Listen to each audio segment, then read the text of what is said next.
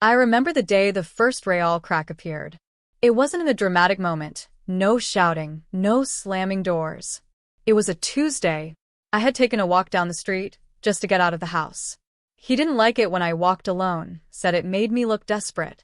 But he was out of town and I needed fresh air more than I needed permission. That's when I met her. Her name was Teresa. She was outside watering her flowers, and when I passed, she said something silly. Something about the weather and stubborn hydrangeas. I laughed.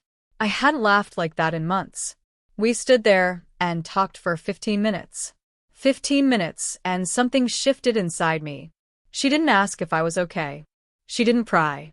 But the way she looked at me, really looked, made me feel seen. And for someone who had spent years disappearing, that was everything. I started walking more after that. Carefully, always when he was away. I found excuses to pass Teresa's house. Sometimes she was out, sometimes she wasn't. But on the days she was, we talked. About books. About recipes. About nothing at all. She started giving me things, cuttings from her garden, a loaf of banana bread, a used novel with a sticky note on the front that read, "You might like this." She never said the words, but I think she knew. Sometimes women just know. One day she invited me in. I sat at her kitchen table and drank tea out of a mug that didn't match the others.